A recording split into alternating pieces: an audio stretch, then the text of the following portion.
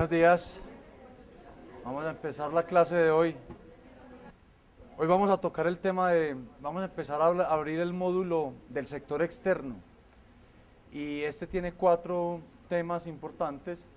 El primero es el comercio internacional, es decir, por qué comercian los países, y eso es con lo que vamos a comenzar. En la siguiente clase vamos a mirar, en las siguientes 2 clases más o menos, todo el tema de tasa de cambio, la tasa de cambio nominal y la real, y en la última, si alcanzamos, la balanza de pagos. Les recomiendo nuevamente que estudien permanentemente todo el material. En estas últimas semanas vamos a intensificar las evaluaciones y los quizzes para que estén bien preparados para el final. ¿De acuerdo? Entonces vamos a empezar con todo este tema de comercio internacional. Y como lo ven, el comercio internacional abarca todas las transacciones entre una economía y el resto del mundo. Todas. Y para ponerlo de una forma muy simple, cubre las exportaciones y las importaciones de bienes y servicios. Eso es el comercio internacional. Las exportaciones, ¿qué son? Ya lo hemos visto desde el principio de la clase, son los bienes y servicios que se producen en la economía doméstica y que se exportan a otra economía. Y las importaciones, pues, son lo contrario, son aquellos bienes y servicios que se producen en otra economía y que se traen o se compran por parte de la economía doméstica para consumir acá en la economía doméstica. Y la balanza comercial, pues, es la diferencia entre las exportaciones y las importaciones. Una pregunta: cuando vimos las identidades macroeconómicas agregadas, ¿cómo definíamos a la diferencia entre importaciones y exportaciones? Ahorro externo, perfecto. Es el déficit comercial en nuestra economía simple, es equivalente al ahorro externo de la economía. ¿Por qué? Porque el ahorro externo, recordemos, no es el ahorro de los nacionales afuera, sino el ahorro de los que no son nacionales y que fluye al país. Entonces, la diferencia entre las importaciones y las exportaciones en una economía muy simple, y vamos a ver que eso cambia dependiendo del tipo de cambio, pero todavía no nos vamos allá, pero en una economía simple, el déficit en la cuenta corriente, que en esa economía simple es igual al déficit comercial, es el ahorro externo. ¿De acuerdo?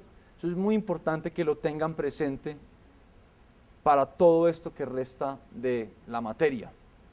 Ahorro externo en una economía simple es el déficit en cuenta corriente, cuando es muy simple, es lo mismo que el déficit comercial. Las importaciones menos las exportaciones. Pero cuando hablamos de balanza comercial, es las exportaciones menos las importaciones. ¿De acuerdo? Tengan eso muy presente, por favor. Miren cómo ha evolucionado el comercio internacional en el mundo. Las 2 líneas recogen las importaciones sumadas de todos los países y las exportaciones sumadas de todos los países, y ven cómo la tendencia es creciente en los últimos más de 30 años, o casi 30 años, un poco más de 30 años. ¿Eso qué quiere decir? Que cada vez los países comercian más y más entre ellos. Ahí hay un bache que es en el año 2009, y ese bache fue por la crisis financiera mundial de 2008, cuando en septiembre de 2008, septiembre-octubre de 2008, se revientan los mercados financieros mundiales y se cierra el crédito en el mundo. El comercio internacional se contrae al siguiente. Por eso esa caída, pero miren que ya en 2010 y 2011 empieza a recuperarse, y si uno mide 2012, 13 y este mismo año 14, van a ver que la tendencia a comerciar cada vez es mayor. Las importaciones y las exportaciones sumadas de todos los países del mundo cada vez son mayores y mayores y mayores, y eso debe tener una razón de ser, y es nada diferente a que el comercio debe beneficiar a los países, porque si, pues, ¿cómo explica uno que cada vez comercian más entre ellos? Que cada vez los países exportan más e importan más. Y tiene que ser porque, como les digo, el comercio beneficia a los ciudadanos o a los nacionales de una economía. ¿De acuerdo? Antes de pasar a la siguiente diapositiva, yo les pregunto, ¿qué beneficio le puede traer el comercio internacional a ustedes? O sea, si este país cada vez se abre más a comerciar con otros países, ¿qué beneficios puede traer? ¿A quién se le ocurre un beneficio? Acá. ¿Y eso qué beneficia?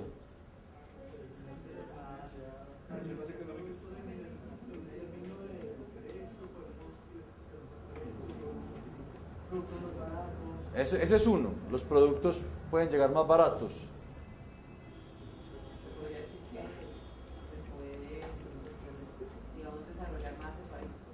¿Por qué? Porque realizar el contacto con países más desarrollados y intercambiar productos internacionales que también no tienen productos de esos países. Esa es otra posibilidad. ¿Alguien me iba a decir allá otra? Se puede importar tecnología que no se tenía. Entonces hay ganancias muy claras del comercio. O sea, siguiente por favor. Es muy claro. Una de ellas es que cuando hay comercio internacional, los países tienden a especializarse en aquellos bienes o servicios que mejor saben producir o que pueden producir de una manera más eficiente. Entonces, si los países se especializan, los costos de producción, si se especializan en aquello en lo que son eficientes, los costos unitarios de producción van a ser menores y los precios al consumidor van a ser menores. Es como si se desplazara la curva de oferta hacia la derecha. Esa es una ganancia. Si mi país vecino se especializa en aquello que sabe producir muy bien y de una manera muy eficiente y poco costosa, y yo como país me especializo en lo que sé producir de una manera eficiente y poco costosa, pues los dos países producimos bienes de la manera más eficiente posible y los cambiamos a los precios más bajos posibles. Y eso beneficia a la sociedad. Otra ventaja del comercio internacional es que abre el abanico de bienes y servicios disponibles a las personas y eso mejora la cantidad y la calidad de bienes y servicios a los que los consumidores pueden acceder. Aquí hubo una época en que usted iba a un supermercado y no encontraba una chocolatina de Estados Unidos, a menos que fuera a buscarla en un sitio de contrabando. Eso no les tocó a ustedes, pero hace 30 años, 35 años era así. Usted no encontraba una chocolatina de Estados Unidos. Hoy va y encuentra la de Estados Unidos, la colombiana, la europea, y puede escoger, porque estamos abiertos al comercio con esos países. Entonces le da muchas más posibilidades al consumidor de escoger. Y eso pues también es bueno, ¿por qué? Porque entonces aumenta la competencia, y si aumenta la competencia no puede haber abusos de posición dominante de mercado. Si aquí solo se admite el monopolio de una empresa que produce las chocolatinas, pues y nadie más puede traer chocolatinas de los demás países y solo hay una, pues esa empresa podría abusar. Pero si se expone al comercio y tiene que competir la chocolatina Jet con Milky Way, con Snickers, con la otra que traen de Europa, pues le toca bajar precios, mejorar calidad para ganarse a los consumidores. Entonces es una ventaja muy clara del comercio internacional. Y por último, algo que acá medio insinuaron, cuando usted está abierto a pactos comerciales con los países, sus autoridades no pueden ser indisciplinadas. La autoridad económica tiene que someterse a unas reglas de juego, no puede ser arbitraria, porque si no, los países van a romper esa integración comercial. Y eso es bueno porque da estabilidad en la política económica, y si hay estabilidad en la política económica, pues va a haber más inversión extranjera y doméstica. Cuando hay estabilidad, las personas saben a qué someterse, y si las personas saben a qué someterse, hay estabilidad, la inversión aumenta mucho, porque usted puede crear empresa a mediano y largo plazo, sabe a qué someterse, puede planear sus flujos de caja, puede hacer pactos comerciales a mediano y largo plazo, y los acuerdos de comercio inducen esa estabilidad jurídica o de reglas de juego, porque las autoridades económicas de los países que están incursos en esos acuerdos comerciales tienen que aceptar esas reglas de juego y no pueden romperlas así como así. Cuando un país tiene acuerdos comerciales con los demás y rompe las reglas de juego, como lo hace Venezuela todos los días, el comercio con ese país se viene a pique. ¿Quién se atreve a venderle hoy a Venezuela? Muy poquita gente. Porque usted sabe que allá el dictador de turno puede en cualquier momento decidir otra cosa y no le paga según el capricho del señor de esa mañana, dependiendo de cómo se levante. Entonces, eso rompe el comercio. Pero así como lo rompe, cuando usted está en un acuerdo comercial, sus autoridades económicas saben que para mantener el comercio tienen que mantenerse cumpliendo las reglas de juego, y eso es bueno, les digo, porque atrae inversión. Es decir, le disciplina y controla a las autoridades económicas para que no cometan arbitrariedades y locuras. Entonces son muchas las ganancias del comercio. ¿De acuerdo? Ahora, también hay costos. ¿A quién se le ocurre un costo de abrirnos cada vez más y más? ¿Qué desventaja puede haber?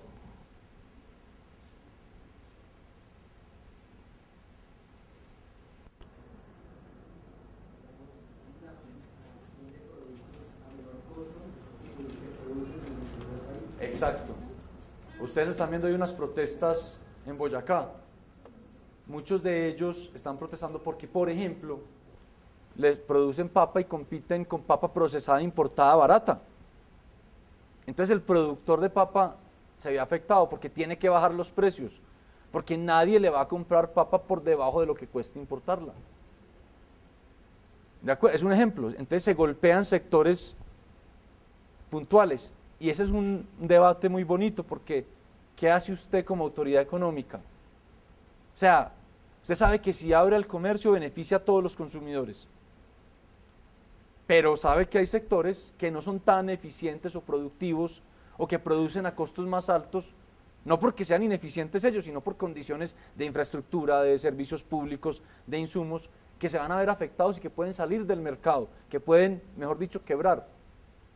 Cuando acá en 1990-91 se hizo la apertura económica en el gobierno de César Gaviria, todos los productores, o la gran mayoría, el 95% diría yo, de trigo y cebada salieron del mercado. Aquí se producía mucho trigo y cebada. Entonces, ¿qué pasó? Colombia empezó a importarlo todo de Estados Unidos, o de Canadá, o de otros países, porque salía mucho más barato. Entonces el precio del pan cayó. Pero los productores de trigo y cebada salieron del mercado. Es un debate muy difícil de dar, ¿cierto? Porque, como todo en economía, hay costos y hay beneficios. Entonces vamos a ver uno cómo decide ese tipo de dilemas o de dicotomías. Yo en lo personal soy un convencido del comercio. Yo creo que las ganancias agregadas exceden los costos que puedan generarse en ciertos sectores. ¿De acuerdo? Sigamos. Vamos a ver cómo se deben especializar los países y por qué. Y para poder entenderlo, vamos a hablar de productividad. ¿Listo? Y la productividad, pues ustedes lo saben y lo hemos visto, básicamente me muestra cuántos factores de producción requiero yo para sacar un producto.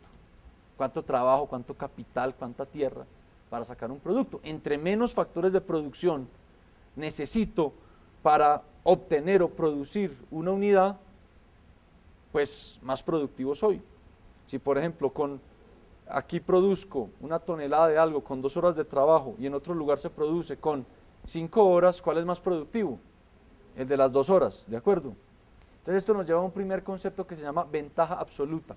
Y esto que ven acá, esto lo desarrolló un señor que se llama David Ricardo, que vivió en el siglo XVIII y sacó toda su obra en ese siglo, y es uno de los clásicos de la economía. Entonces, empecemos hablando de la ventaja absoluta. Y para explicarlo voy a usar un ejemplo muy simple. El ejemplo de Colombia y Estados Unidos produciendo flores y maíz. Digamos que, como lo ven en el cuadro, Estados Unidos necesita 10 horas hombre para producir 1 tonelada de flores. como lo ven en la primera casilla, y que Colombia, como lo ven abajo, necesita solo 4 horas hombre para producir una tonelada de flores. ¿Por qué? Porque la luminosidad acá en la sabana de Bogotá y en el oriente antioqueño pues es mucho más adecuada para la producción de flores que en cualquier otro sitio de Estados Unidos, como en California, porque el clima también lo es, porque las condiciones agroecológicas lo son. Entonces, ahí tiene ventaja absoluta en la producción de flores, ¿quién? Colombia. Necesita solo 4 horas hombre para producir una tonelada. Estados Unidos necesita más del doble, 10 horas hombre. Vámonos al caso del maíz. Y vemos en este ejemplo que Estados Unidos requiere 8 horas hombre para producir una tonelada de maíz, mientras que Colombia requiere 20 horas hombre. ¿Por qué? Porque aquí no tenemos estaciones, es un país tropical, es muy difícil planificar un cultivo de ciclo corto, que requiere estaciones muy marcadas, porque no tenemos tanta infraestructura por 1000 razones. En cambio, en Estados Unidos es un país alejado del trópico, que tiene estaciones marcadas, se pueden planificar muy bien las cosechas, hay infraestructura, todo eso. ¿Quién tiene ventaja absoluta en la producción de maíz? Estados Unidos. Entonces, ¿a uno qué le diría el comercio? Digamos, el comercio hacia qué apuntaría, a que Colombia produzca y Estados Unidos produzca maíz. Ahí es elemental digamos, la especialización. La forma más eficiente de asignar los recursos es que Colombia se dedique a producir flores y Estados Unidos a producir maíz. Es un ejemplo hipotético. Pero vamos a un caso en donde un país pueda tener ventaja absoluta en todo. Y quiero plantear el caso de Colombia y Venezuela. En este ejemplo, fíjense que Venezuela necesita 10 horas hombre para producir una tonelada de flores y Colombia necesita 4 horas hombre para producir una tonelada de flores, lo mismo que con Estados Unidos. Es decir, Colombia tiene ventaja absoluta en la producción de flores. Pero vamos al caso del maíz y pensemos que por 1000 razones, hoy Venezuela necesita 30 horas hombre para producir una tonelada de maíz y Colombia necesita solo 20 horas hombre para producir una tonelada de maíz. ¿Quién tiene en este ejemplo ventaja absoluta en la producción de maíz? Colombia. Entonces fíjense que en este ejemplo Colombia tiene ventaja absoluta en la producción de todos los bienes, flores y maíz. Si yo les preguntara, estoy seguro que instintivamente me dirían que Colombia se debería especializar en la producción de flores y maíz, ¿cierto? Es lo que yo respondí cuando era alumno y el profesor me mostró eso y dijo, no, clarísimo, Colombia tiene que producir los dos, pero entonces, ¿cómo paga Venezuela lo que traería del vecino país? No, Venezuela también va a producir algo y vamos a ver qué es lo que va a producir. Y aquí introducimos el concepto de ventaja comparativa. La ventaja absoluta está clara. El que menos recursos o factores de producción requiere para producir X o Y bien o servicio. Y en este caso Colombia la tiene en ambos bienes. Pero vamos a ver que el concepto de ventaja comparativa, y esta fue la genialidad de David Ricardo, es la que me dicta que aún teniendo ventaja absoluta Colombia en los dos bienes, Colombia se va a especializar en uno de ellos y Venezuela en el otro.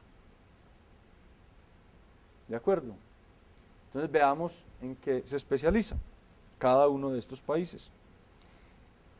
Y para hablar de ventaja comparativa tenemos que ir nuevamente a un concepto fundamental de la economía que se llama costo de oportunidad. El costo de oportunidad, lo hemos visto una y otra vez, es aquello a lo que se debe renunciar para determinada actividad o servicio. En este caso, el costo de oportunidad es aquello a lo que se renuncia de un bien por producir otro bien. Ese es el costo de oportunidad. El costo de oportunidad en la producción me indica que cuánto del bien A se está dejando de producir por dedicar mis recursos a producir el bien B. ¿De acuerdo? Entonces, en este ejemplo que traemos de Venezuela y Colombia vamos a ver unos costos de oportunidad. Es decir, vamos a ver cuánto, por ejemplo, deja de producir Venezuela de flores y se dedica a producir maíz, o cuánto deja de producir de maíz y se dedica a producir flores, y lo mismo con Colombia. Y vamos a ver que con ese análisis llegamos a la conclusión que un país se tiene que especializar en un bien y el otro en otro. Así Colombia tenga ventaja absoluta en la producción de los dos bienes. Entonces, sigamos. Vamos a hacer uno de los casos. Sabemos que Venezuela necesita 10 horas para producir una tonelada de flores. Lo vimos en el cuadro anterior. ¿De acuerdo? 10 horas hombre de trabajo. Entonces, si Venezuela dedica esas 10 horas hombre a producir maíz, ¿cuánto produciría? Un tercio, porque necesita 30 horas para producir una tonelada de maíz. ¿Sí es claro para todos? Sí. En Venezuela se dedican 10 horas de trabajo a producir flores, saca una tonelada de flores. Si se dedican a producir maíz, solo le alcanza para producir un tercio. ¿De acuerdo? Muy bien. Entonces, si eso quiere decir que el costo de oportunidad de Venezuela de producir una tonelada de flores es ¿cuánto en términos de maíz? Un tercio de tonelada. Porque se puso a producir una tonelada de flores, pero hubiera podido producir un tercio de tonelada de maíz. Que los recursos son limitados. Tengo 10 horas, en Venezuela las llevo a producir flores, me da una tonelada. Si las hubiera destinado a producir maíz, hubiera sacado un tercio de tonelada. ¿De acuerdo? Entonces, el costo de oportunidad de producir esa tonelada de flores en Venezuela es un tercio de toneladas de maíz. ¿Listo? Entonces, vamos a ver cuánto es el costo de oportunidad de producir ambos bienes en los dos países. Fíjense ustedes, en el primer cuadro vemos que una tonelada de flores en Venezuela acarrea un costo de oportunidad de un tercio de toneladas de maíz. Ya lo dedujimos. ¿Cuál es el costo de oportunidad, por el contrario, en Venezuela de producir una tonelada de maíz? Y es muy fácil. Para producir una tonelada de maíz en Venezuela se requieren 30 horas. Si esas 30 horas las dedico a producir maíz, saco una tonelada. Pero si las dedicara a producir flores, ¿cuántas toneladas de flores hubiera sacado? 3, porque necesitaba 10 para producir una tonelada. ¿De acuerdo? ¿Me están siguiendo? Entonces el costo de oportunidad en Venezuela de producir una tonelada de maíz son 3 toneladas de flores. ¿Correcto? Vamos al caso de Colombia. ¿Cuál es el costo de oportunidad de producir una tonelada de flores en Colombia? Recordemos que en Colombia se requieren 4 horas para producir una tonelada de flores. ¿De acuerdo? Entonces, si esas 4 horas las dedico a producir flores, saco una tonelada. Si esas 4 horas las dedico a producir maíz, ¿cuánto maíz saco? Un quinto, porque se requieren 20 horas para producir una tonelada de maíz. Entonces, el costo de oportunidad de producir una tonelada de flores es simplemente un quinto de tonelada de maíz. Es decir, el 20% de una tonelada de maíz. Y en el caso del maíz, ¿cómo es el costo de oportunidad en Colombia? Yo sé que necesito 20 horas para producir una tonelada de maíz en Colombia. Si esas 20 horas las dedico a producir maíz, saco una tonelada. Pero si esas 20 horas las dedico a producir flores, ¿cuántas toneladas sacaría de flores? 5, porque con 4 horas saco una tonelada. 20 dividido 4, 5. Entonces el costo de oportunidad en Colombia de producir una tonelada de maíz es simplemente 5 toneladas de flores. Entonces, de ahí se deduce esa estructura de costo de oportunidad en Colombia y en Venezuela y para los productos flores y maíz. Entonces, el país, esta es la definición de ventaja comparativa, tiene ventaja comparativa en aquel producto o bien o servicio en donde el costo de oportunidad es menor. Entonces miremos el caso de las flores. Díganme, en ese caso de flores, ¿quién tiene un menor costo de oportunidad? ¿Venezuela o Colombia? ¿Qué es menor, un quinto o un tercio? Un quinto es menor que un tercio. Por lo tanto, Colombia tiene un costo de oportunidad mucho más pequeño en producir flores. ¿Qué quiere decir eso? Que si Colombia se dedica a producir flores, en la economía mundial se está renunciando a menos maíz. Porque aquí solo estamos renunciando al 20% de una tonelada, allá se está renunciando al 33% de una tonelada. ¿Correcto? Y miremos el caso del maíz. ¿Quién tiene menos costo de oportunidad? Venezuela. ¿Por qué? Porque si él se dedica a producir maíz, por cada tonelada de maíz solo está renunciando a 3 toneladas de flores. En cambio, en Colombia, si destinamos el trabajo a la producción de maíz, por cada tonelada de maíz se está renunciando a 5 toneladas de flores.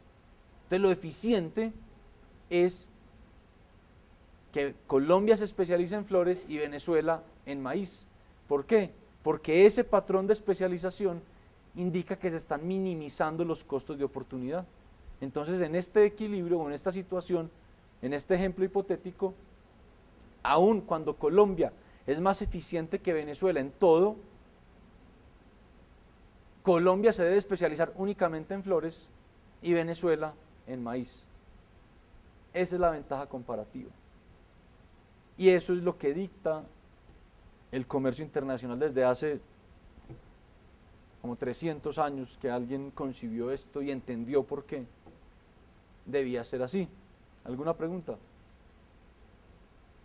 ¿Es claro? Muy bien. Antes de pasar al siguiente tema, quiero que repasemos el concepto de excedente del consumidor y del productor, que lo vimos en su momento. Acordémonos cómo es una curva de demanda por cualquier bien o servicio. Es muy fácil, lo hemos visto.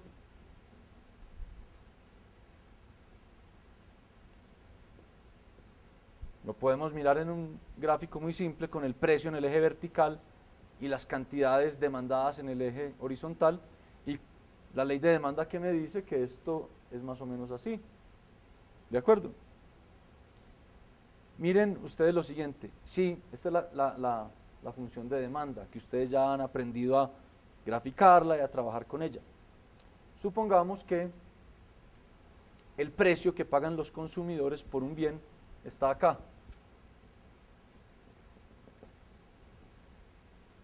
Llamémoslo P sub 0. Fíjense ustedes en lo siguiente.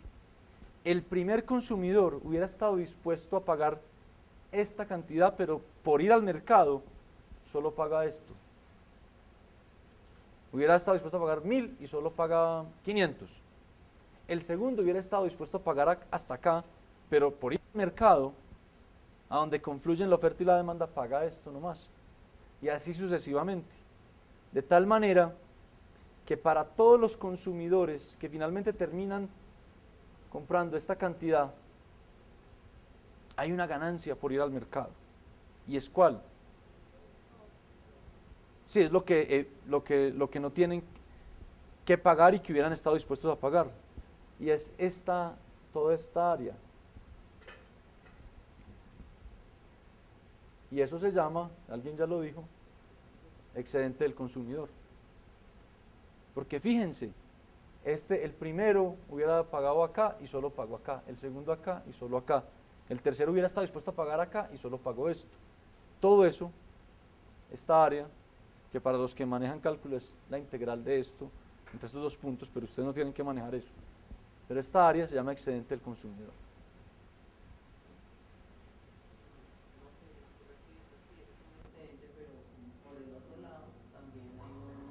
¿En dónde? O sea, esa parte de allá es donde hay Sí. ahorro, pero si seguimos No es ahorro, excedente, porque llamémoslo excedente del consumidor, porque acuérdense que ahorro lo hemos definido de otra manera.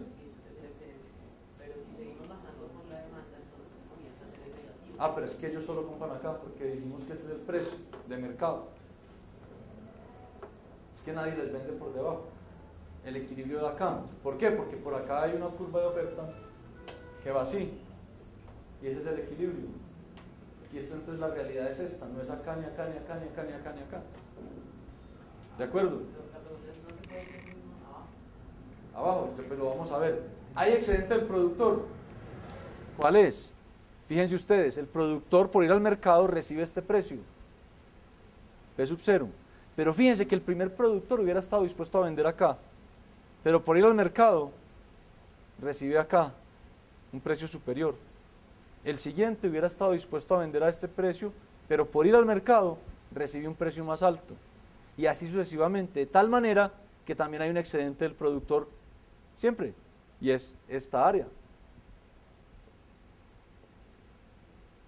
Estos dos triángulos me marcan el excedente del consumidor y el excedente del productor. Y estos dos excedentes básicamente me dicen cuánto bienestar o recursos obtiene el consumidor y también el productor por ir al mercado. Si no hubiera mercado, este primer consumidor dice, yo estoy dispuesto a pagar 1.500 y lo paga, pero no, si va al mercado, usted ve que el precio no es 1.500, sino 500, tuvo un excedente de 1.000 en bienestar, en que lo puede destinar a otro bien o servicio. Y el productor, el primero dice, yo hubiera vendido esto, no, por el mercado, lo puede vender aquí. Entonces tiene 400 de excedente. Esos son los excedentes. ¿Por qué lo hago? Porque vamos a ver que el comercio internacional le genera bienestar a una sociedad y eso lo podemos entender mirando estos excedentes del productor y del consumidor. Empecemos viendo cuáles son los beneficios de exportar. Siguiente, entonces vamos a acudir nuevamente a los gráficos de oferta y demanda. Entonces tenemos la demanda, que es la línea con pendiente negativa, y tenemos la oferta, que es la línea con pendiente positiva. Vamos a suponer que la economía es cerrada. Entonces, si la economía es cerrada, allí donde se cruzan la oferta y la demanda es el equilibrio. ¿Dónde es el equilibrio entonces? Acá en el gráfico, donde se cruzan la oferta y la demanda, en este punto. Ese es el equilibrio de una economía cerrada. El precio es P sub 0 y la cantidad que se transa es Q sub 0. Acá, este es el equilibrio en una economía cerrada, donde se cruzan la oferta y la demanda, las dos curvas. Acá es, el precio es P sub 0 y la cantidad es Q sub 0. Hasta ahí no hay ningún misterio. Entonces supongamos que la economía se abre y resulta que esa economía encuentra que hay un bien que se vende en los mercados mundiales a un precio más alto a aquel precio al cual se estaba transando en la economía cerrada. Y entonces que el precio de este bien, por ejemplo, digamos, Colombia pasó de ser una economía cerrada donde producía mucho café y tenía un precio por allá de 100, se abrió y vio que podía vender café en el mundo y el precio es más alto, 300, por poner un ejemplo coloquial y casi que caricaturesco. Entonces, esta economía se abre y encuentra que este producto en el mundo no se transa a P sub 0, sino a un precio más alto, digamos a P estrella, a un precio más alto, a P estrella. ¿Ustedes creen que este país va a empezar a vender a P sub 0 ese producto? No, pues sale y lo vende a P estrella, pues es lo obvio, es lo lógico. Este se abrió y pasó de estar viendo este precio a ver que en el mundo pagaban mucho más por ese producto. Entonces, ¿qué termina sucediendo? A P estrella, ya tanto en la economía doméstica como afuera, pues los consumidores ven que está el precio más alto, entonces demandan menos, entonces se cae la demanda de Q sub 0 a este nivel, acá. ¿Sí ven cómo se cae? Porque el precio sube, demandan, y entonces se cae de Q sub 0 a lo que he llamado ahí Q nacional. Ellos en este país, en esta economía, los consumidores, al ver que el precio se subió, reducen la cantidad demandada y solo compran, entonces ya con la economía abierta, esta cantidad que llamamos Q nacional. Se cayó de acá a acá. Pero ¿qué hacen los productores en esta economía abierta? Fíjense que ellos ven el precio más alto y van a empezar a vender más, porque el precio está más alto. Entonces pasan de vender en este punto inicial de equilibrio de economía cerrada a vender acá, porque a este precio el productor vende lo que llamo Q internacional. Y ustedes se preguntarán, pero si, a ver, los productores están vendiendo más, o sea, estaban en equilibrio en la economía cerrada a un precio bajito, se abrió la economía, los productores empezaron a vender más y los consumidores a consumir menos, ¿cómo puede haber equilibrio? Porque la diferencia se exporta al mundo. ¿Cuánto se exporta? La diferencia entre lo que están vendiendo a ese precio más alto y lo que están comprando aquí en la economía doméstica al precio más alto. Esa distancia horizontal que hemos denominado ahí cantidad exportada. Y eso es elemental. La pregunta interesante es, ¿el país ganó o el país perdió? Entonces hagamos el análisis de excedente en términos de excedente del productor y del consumidor. ¿Cómo era en la economía cerrada el excedente del consumidor? Era esto. Estábamos en ese equilibrio. Entonces el excedente del consumidor, ¿cuál era? A más B. ¿Y cuál era el excedente del productor? C. Se abre esto y fíjense que el consumidor reduce la cantidad que está comprando porque el precio subió. ¿En cuánto se reduce el excedente del consumidor? En B, ¿cierto? Entonces ahí el país digamos que perdió porque se abre y los precios suben. Pero ¿qué le pasa al excedente del productor? Era C y ahora fíjense que es todo este triángulo. Es C más B más D. Porque me marca la diferencia entre el precio que reciben y el precio al que hubieran estado dispuestos a vender cada unidad. Entonces, por el lado del consumidor, el país perdió B de excedente. Pero por el lado del productor, el país ganó, ¿cuánto?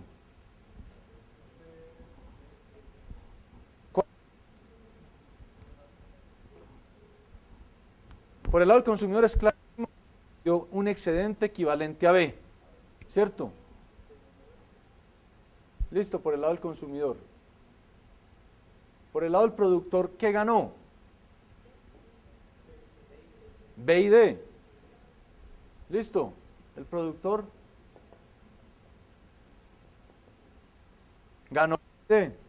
En el neto, en el agregado, ¿qué le pasó al país? Ganó D. Porque lo que perdió el consumidor en B lo ganó el productor y el productor ganó un poco más. Entonces hay ganancias del comercio para la economía agregada. Y uno que podría pensar, ah, sí, pero perdió el consumidor y ganó el productor. Bueno, si quiere ser muy igualitario, pues póngale un y lo reparte entre todos.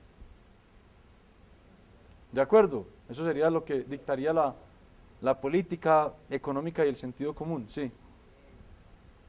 No sé si tendría sentido que hubiera un precio diferente para dentro del país que para... Eso a veces pasa, es una distorsión muy grande, pero al final del día es lo mismo, porque alguien termina ganando y alguien termina perdiendo.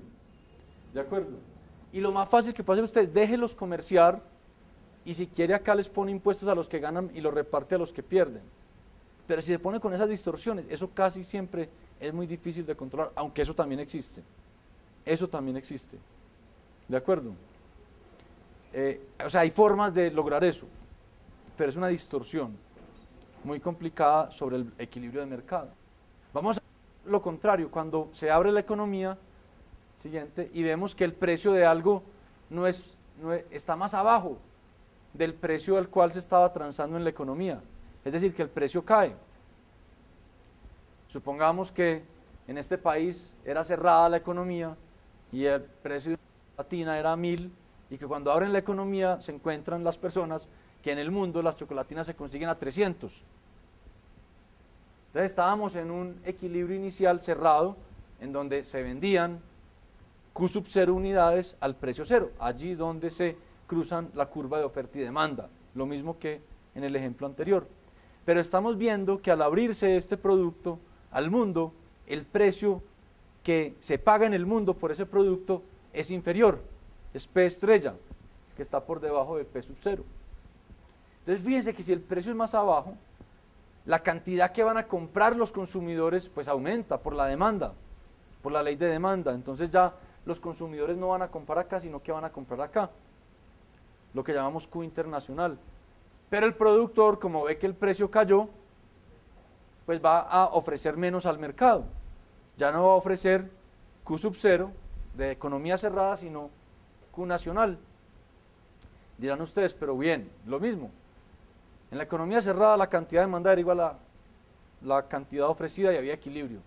Aquí se abre la economía y los consumidores ya están comprando más y los productores vendiendo menos. ¿Cómo hay equilibrio? Porque la diferencia viene del resto del mundo, se importa. Entonces ahí la diferencia entre la cantidad ofrecida y la cantidad demandada son importaciones. En el caso anterior eran exportaciones, aquí son importaciones. ¿Y qué pasó con el bienestar de las personas, de los dos grupos, de productores y consumidores? ¿Cuál era el excedente del consumidor cuando la economía era cerrada? En este ejemplo. ¿Correcto? Era A.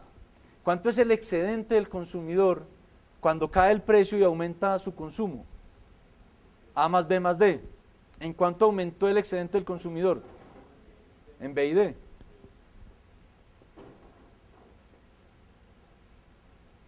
¿Qué le pasó al productor? ¿Cuál era su excedente cuando la economía era cerrada? B y C. ¿De acuerdo? Cuando la economía se abre y este productor ya produce menos porque el precio cayó, ¿cuánto es el excedente? Únicamente C. ¿Cuánto perdió el productor? B. En el agregado, ¿qué le pasa al país? Pues que lo que pierde el productor lo recupera el consumidor y un poco más. O sea que también por este lado el país como un todo gana. Obvio, hay una transferencia de bienestar del productor al consumidor, como sucedía en el otro caso al revés, del consumidor al productor, pero hay ganancias agregadas del comercio. Entonces, si usted quiere, póngale un impuesto a este y lo reparte acá, porque hay ganancias. Lo que no es lógico es cerrar la economía. Lo que no es lógico es cerrar la economía. Miren lo que hicieron en Argentina como en el año 2008 y 2009. Allá son grandes productores de soya. Y teníamos el ejemplo anterior, devuélvase una Rodrigo, por favor. Entonces se estaba exportando a precios muy altos la soya. Y el gobierno cogió y le puso un impuesto a la exportación de soya. Eso no tiene sentido. No tiene sentido.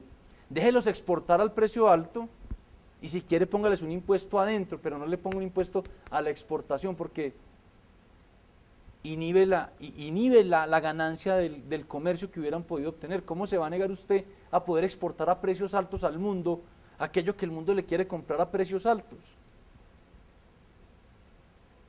Entonces como que prohibían vender a esos precios o poner un impuesto para generar ese efecto práctico. Lo ideal es déjelos exportar y bueno, esas ganancias si quiere grábelas, póngale un impuesto y le reparte a los consumidores. O al revés, en el último que vimos de importaciones y productos con precios más bajos. Está claro que el comercio genera ganancias agregadas para el país.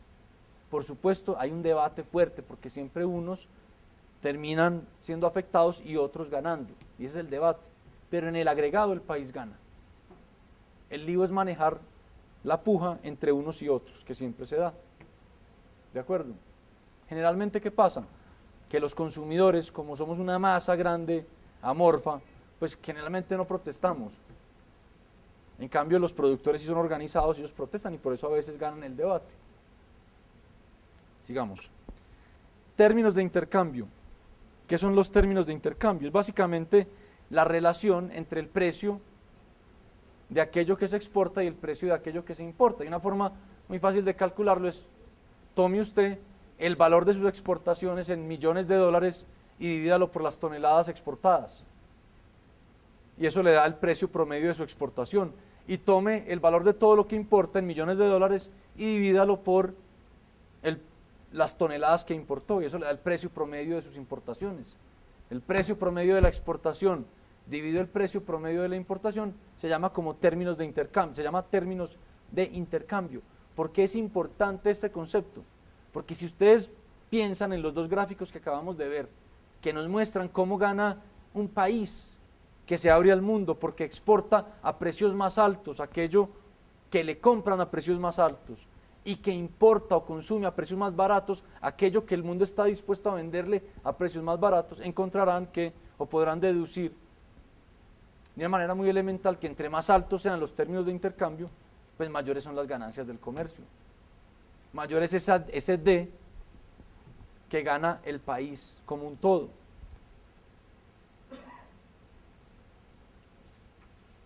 ¿Alguna pregunta?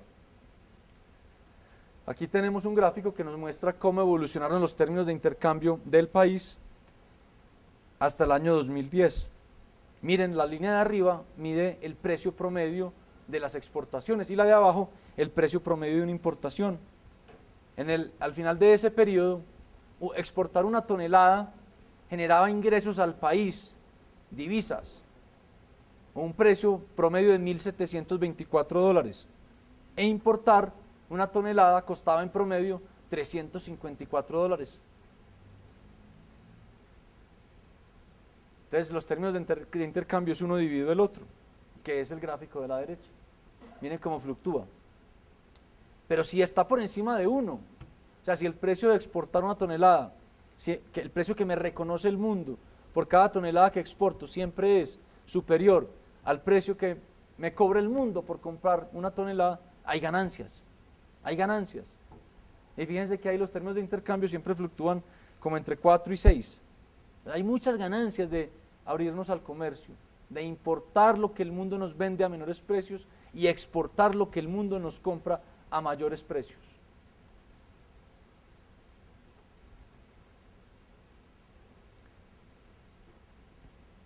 ¿Alguna pregunta hasta acá? Muy bien. Vamos a ver otro concepto, es el de la política comercial. La política comercial simplemente es esa colección de instrumentos o herramientas que los gobiernos utilizan y establecen para intervenir y regular el comercio internacional. Y dirán ustedes, pero ¿cómo así que regular e intervenir el comercio internacional? Si acabamos de ver que las ganancias son obvias, son evidentes para la economía como un todo. Pues bien, los gobiernos terminan interviniendo el comercio porque los grupos particulares que se ven afectados pues piden ayuda, como está pasando hoy con los productores, por ejemplo, de papa en Boyacá. Ellos piden ayuda, entonces el gobierno puede intervenir si quiere y regular las importaciones o ponerles un impuesto, ¿de acuerdo? Entonces la política comercial es el conjunto de herramientas que utilizan las autoridades económicas para regular e intervenir el comercio. ¿Para qué? Para proteger a sectores que potencialmente quedan afectados por el comercio internacional, o para estimular sectores que se pueden beneficiar del mismo, es decir, para proteger a los sectores que compiten con importaciones o para estimular a los sectores que pueden exportar. Esa es la política comercial. Los gobiernos se han inventado miles de herramientas para hacer eso y vamos a ver algunas de ellas. Pero cada una de esas herramientas es una distorsión sobre el equilibrio. Cuando usted se inventa una de esas herramientas e interviene en el comercio internacional, está distorsionando estas ganancias que vimos en los ejemplos anteriores. Algunos instrumentos para regular las importaciones, ¿cuáles son? Primero, los aranceles. Los aranceles son impuestos a las importaciones. Eso encarece importar. Entonces protege al que compite con importaciones. ¿Cuál es una de las solicitudes de los productores, por ejemplo, de hortalizas de clima frío o de papa? Pónganle aranceles a la importación de esos productos para que queden protegidos. ¿Qué pasa si se hace? Pues bien, que se los protege a ellos, pero se pierden las ganancias del comercio. Se reduce esa D que se ganaba. ¿De acuerdo? Otras herramientas son las barreras que no tienen que ver con aranceles, pero que cumplen el mismo propósito. Es decir, que donde no se pone impuesto a la importación, pero se establecen requisitos que reducen las importaciones. Por ejemplo, lo que llamamos contingentes o cupos. Es decir, el país dice, mire, solo se puede importar determinada cantidad del bien. Es como si nos fuéramos al gráfico del ejemplo y no se permitiera toda esa importación, toda esa distancia horizontal entre lo que los productores nacionales ofrecen y lo que los consumidores demandan, sino que solo un cupo. Esa es una posibilidad. Otra es imponer medidas sanitarias. En realidad poner obstáculos técnicos al comercio. Les doy un ejemplo. Un obstáculo técnico al comercio que se diseñó en el año 2008 porque estaba entrando mucha azúcar de Bolivia y de Brasil, pero sobre todo de Brasil, y que afectaba a los productores domésticos, no solo de azúcar, sino también de panela, fue la siguiente. Mire, ¿sabe qué? Como solo hay una báscula especial en el puerto de Buenaventura para pesar el azúcar, toda el azúcar que se compra en Colombia tiene que entrar por Buenaventura. ¿Saben qué hacía eso?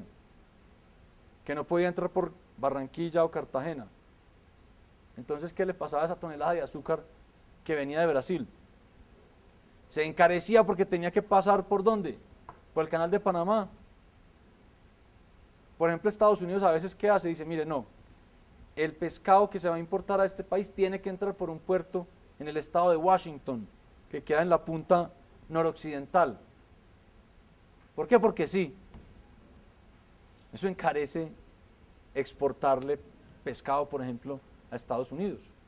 O miren esta otra. Estados Unidos le pone a Colombia un requisito para que podamos exportar en contenedores fríos.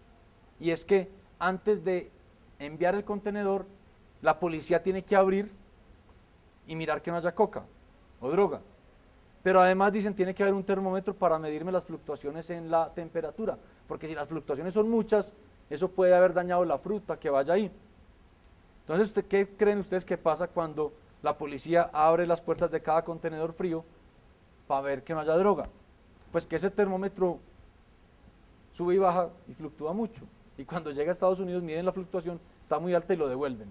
Entonces hay herramientas que los países se han inventado de todo tipo para, digamos, por la puerta de atrás, bloquear e impedir las importaciones. ¿De acuerdo?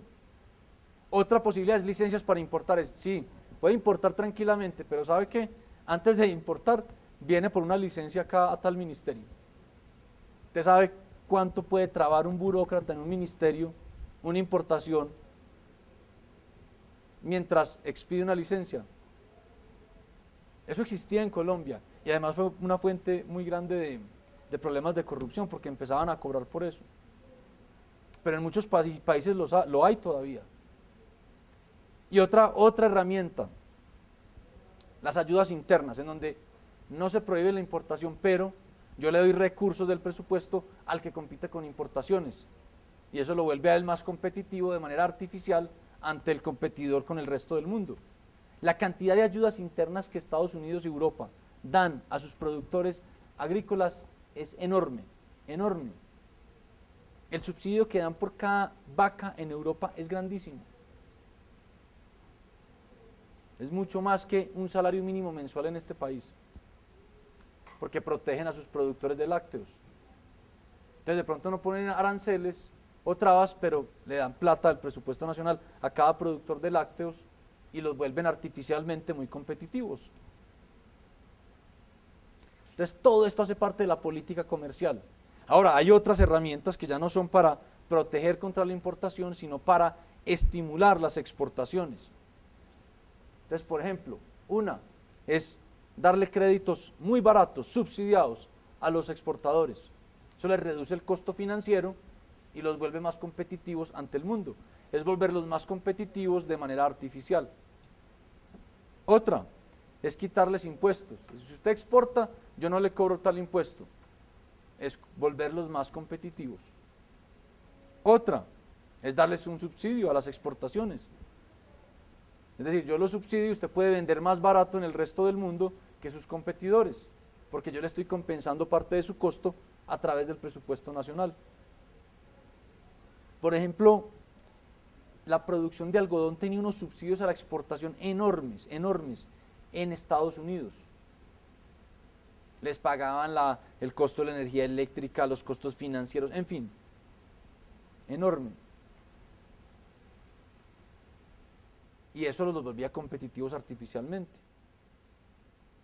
Y otra herramienta que usamos en Colombia, que yo creería que es un desarrollo criollo muy, muy creativo desde hace mucho tiempo, y son los fondos de estabilización de precios. Un fondo de estabilización de precios funciona de la siguiente manera, y funciona en Colombia con el azúcar, con el aceite de palma y con la leche y la carne. Y es, como todo el mundo hace todas estas maniobras y los mercados agrícolas están tan distorsionados y con precios más bajitos de lo que se tendría si nadie interviene, y como producimos tanto azúcar, tanta palma, tanta leche, tanta carne, pues mire, cuando usted vende para el mercado doméstico, le pongo una plata en ese fondo, y cuando vende al mercado externo, yo le doy parte de la plata. Porque si no se hace así, y esos sectores son protegidos, todo el mundo quiere vender al mercado doméstico, que es de precio más alto, que es lo que alguien planteaba ahora. Y si hace eso, pues se inunda el mercado doméstico y se terminan cayendo los precios. Entonces, para evitar congestionar el mercado, le dicen al productor de palma, ¿usted va a vender en Colombia? Sí, 1 tonelada, a este precio, a este buen precio, sí, págueme tanta plata y lo deja en este fondo. ¿Usted, señor, va a exportar? Sí, pero mire que el precio afuera es más bajito, yo, mire, exporte y yo le doy una compensación. Es al final del día un subsidio a la exportación. Entonces miren toda esta colección de herramientas que los países hemos desarrollado para interferir con el comercio internacional. ¿Por qué? Porque a pesar de que es claro, teórica y conceptualmente, que los países como un todo ganamos cuando nos abrimos al comercio, hay sectores que siempre se ven afectados y que presionan por protección. Y ya eso se vuelve un problema de economía política. Y como generalmente los grupos afectados tienen más voz o más fuerza o más resonancia que toda la masa de consumidores, pues esas distorsiones plasmadas o derivadas de la política comercial se terminan implementando. Entonces, como les decía, en el caso agrícola esto es especialmente evidente, sigamos ahí. Todos los países del mundo interfieren, o la mayoría, con el comercio de bienes agrícolas. ¿Y saben por qué? Esto empezó después de la Segunda Guerra Mundial. Después de la Segunda Guerra Mundial, la hambruna que países europeos atravesaron fue tan pero tan grande que ellos decidieron que el sector agrícola era distinto al resto y que nunca más iban a permitirse pasar por un episodio de esos y que la comida era un tema de seguridad nacional y dijeron vamos a subsidiar a los productores de alimentos por encima de todo el mundo y gústele al que le guste. Y así lo hacen, y ahí empezó todo. Entonces Estados Unidos hizo lo mismo, y Japón hizo lo mismo. ¿Saben cuáles son los productos, y esto se deriva de esto, que más se subsidian y se protegen en el mundo? El primero, ¿a quién se le ocurre algo? Leche, ¿por qué? Está ahí, ¿por qué? No, por el ganado, no, esto es por los seres humanos, porque es la fuente más elemental y barata de proteína animal, la leche. Otro. No. Todos son subsidiados, pero el aceite, ¿por qué? ¿Saben por qué? Porque es la fuente de energía. El aceite que está en la naturaleza es energía del sol ahí capturada. Y usted encuentra aceite en todo, en la palma, en la soya, en el maíz, en el maní, en el aguacate, en la piel del pescado, en la canola, en el girasol, en el coco. El aceite, se llaman las oleaginosas, se distorsionan y subsidian muchísimo. Y el otro, el azúcar, que también es fuente de energía. En el trópico lo producimos con caña, en los países con estaciones lo producen con, ¿quién sabe? Remolacha. La cantidad de subsidios que los franceses le dan a sus productores de remolacha es enorme, enorme, enorme. Entonces, todos los países, viendo esto, o la mayoría de países tomaron la decisión de comenzar negociaciones para que se fueran desmontando todas estas distorsiones y todas estas herramientas de protección, porque todos entendemos que el comercio beneficia a la sociedad. Pero para todos es muy difícil ir soltando estas protecciones. Entonces se empezó una agenda de negociación entre todos los países en el marco de la Organización Mundial del Comercio.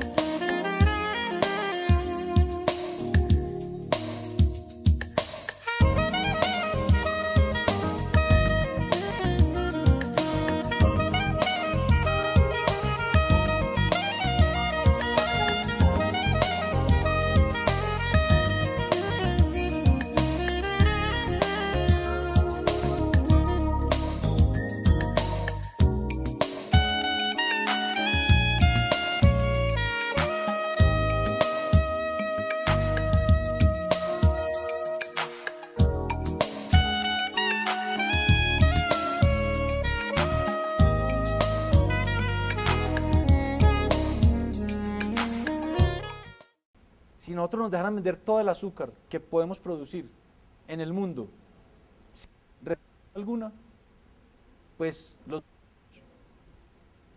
barremos. Y Brasil también los barre. Entonces, en ese marco se han puesto reglas de juego. Por ejemplo, Brasil le ganó a Estados Unidos una disputa comercial en la OMC por el algodón y obligaron a Estados Unidos a empezar a desmontar las ayudas al algodón. Y Brasil los barre en producción de algodón, o los puede barrer. También le ganó a Francia una disputa por las ayudas que los franceses le dan a la remolacha. Y ahí poco a poco se va avanzando. Y lo que buscamos con estas negociaciones, ahí, básicamente, que los países reduzcan o empiecen a reducir de manera importante o significativa las ayudas internas que le dan a sus productores agrícolas. Es decir, que empiecen a cortar todos los subsidios a los agricultores. 2, que se eliminen los subsidios a las exportaciones. 3, que los países reduzcan los aranceles cuando importan alimentos. Y 4, que los países en desarrollo tengan un trato especial y diferenciado, es decir, que esa liberalización vaya un paso más lento en los países en desarrollo.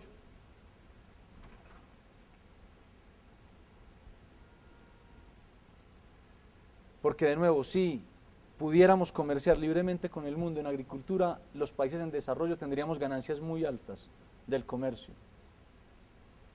Y se podría reducir mucho el hambre en el mundo. Muy bien, ¿alguna pregunta hasta acá? Sí. El problema que la de la cabeza y los subsidios están en contra de esto o tienen Puede ser demandada en la OMC. Entonces, en la OMC hay unas reglas que dicen, debido a estas negociaciones, usted solo puede dar ayudas de este tipo hasta este nivel, de este tipo hasta este nivel, de este tipo hasta este nivel. Entonces hay algo que se llama, por ejemplo, la caja azul. La caja azul son los subsidios que no se pueden dar. Son los subsidios totalmente distorsivos. Son los subsidios que ocurren cuando, por ejemplo, cae el precio de algo y le dan subsidio.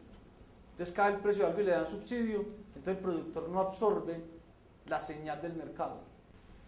El productor no recibe esa señal y sigue produciendo. Y sigue aumentando la oferta y sigue cayendo el precio. Los contracíclicos. Está la caja ámbar, que se refiere a los subsidios que se pueden dar hasta cierto nivel, que son acuerdos que tienen los países, y está la caja verde, que son los subsidios que se pueden dar. Por ejemplo, la tecnología, eso no tiene restricciones. Entonces podrían demandarnos y podríamos perder, pues dependiendo de lo que se inventen ahora. ¿De acuerdo? Pero la idea es que todo el mundo pueda confluir al libre comercio. Y es que el libre comercio, y esto puede ser un chiste, pero es como el cielo. Todos queremos llegar allá, pero todavía no. Así es. Todo el mundo sabe que el libre comercio es muy bueno para todos, pero nadie quiere ir de primero ni... ¿De acuerdo? Muy bien. Y vamos ahora a ver la diferencia en la política comercial de Colombia en la época de los 90 y en esta, digamos, en el siglo actual. En la década de los 90, yo no sé si ustedes lo saben, supongo que no habían nacido la mayoría, el país, bajo el gobierno del presidente Gaviria, abrió las fronteras y dijo, esto está muy cerrado, vamos a abrir, e implementó una apertura económica. Y eso tuvo consecuencias, buenas, negativas, unas, otras positivas, buenas unas, malas otras. Yo personalmente creo que eso estuvo en la dirección correcta, pero faltaron algunas cosas. En esta década, o desde el año 2002, la política comercial fue distinta. No fue una apertura unilateral de las fronteras, sino que se empezaron a negociar acuerdos puntuales con los países. ¿De acuerdo? Y uno de esos países fue Estados Unidos. ¿Cuál es la ventaja de haber negociado un acuerdo con Estados Unidos? Que nos da acceso al mercado más grande y más rico del mundo. ¿De acuerdo? Es un mercado con más de 316 millones de consumidores, de personas. ¿Aquí cuántos somos? 40 y pico. Es un mercado en donde hay casi 145 millones de empleados, es decir, devengando salario para comprar. Es un mercado donde la persona en promedio tiene un ingreso de más de $50.000, el PIB per cápita. Entonces es un mercado grande, rico, que si uno araña un poquito de ese mercado puede aumentar mucho las exportaciones de este país. Pero además nos da la posibilidad de acceder a un montón de productos que se tienen allá y que antes no se podían comprar acá. Más baratos unos y de mejor calidad otros. Así como ellos también acceden a unos nuestros de mejor calidad y más baratos de lo que ellos producen allá. Pero además, con ese tratado de libre comercio hubo otra ventaja, y es que Estados Unidos antes nos daba unas preferencias arancelarias para compensar nuestro esfuerzo en la lucha contra las drogas. Entonces nos decía, nos pueden vender flores allá en Estados Unidos y no les vamos a poner aranceles porque reconocemos que como país están avanzando en la lucha contra las drogas. Con el TEL, y eso cada año lo renovaban. Y podría pasar que un año no lo renovaran y se nos acababa la producción de flores en este país, que produce como 200.000 empleos, sobre todo de madres cabeza de hogar. Con el Tratado de Libre Comercio, esas preferencias quedaron ya establecidas para siempre, ya quedaron garantizadas y no quedan al vaivén político en Estados Unidos. Y lo otro, ya también lo habíamos mencionado, es que con el acuerdo las autoridades económicas colombianas no pueden hacer locuras, tienen que cumplir las reglas de juego. ¿Y eso qué hace? Genera inversión extranjera y doméstica. ¿Para qué? Para venderle a Estados Unidos, para hacer empresas que nos puedan permitirle abastecer ese mercado tan grande. Entonces, muchas ventajas. Por supuesto, hay costos. Hay sectores que empiezan a ser afectados porque empiezan a competir con esas importaciones. ¿Cuál es la diferencia entre el modelo de apertura económica de los 90 y el acuerdo de libre comercio con Estados Unidos o con otros países? Sigamos. Primero, que en el 90, ¿qué faltó?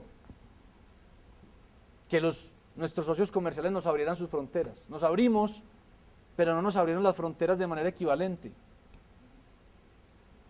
Entonces hubo una avalancha de importaciones y no tanto de exportaciones. En el acuerdo de libre comercio con Estados Unidos y con los demás países no es así, yo abro las fronteras, pero usted me abre sus fronteras. Hay reciprocidad. Otra diferencia es que en los 90 no se diseñó una política, digamos, orientada a transformar el aparato productivo del país, a mejorar la infraestructura, la competitividad, a reducir los costos de los servicios, todo eso. No, ahora sí, se llama agenda interna.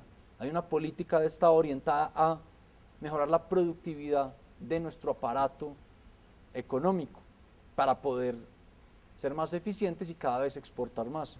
Otra diferencia con la apertura fue económica del 90, la liberalización de aranceles, la reducción de aranceles fue de un día para otro, no fue gradual, fue de un día para otro para todo el mundo. Con el Tratado de Libre Comercio no es así.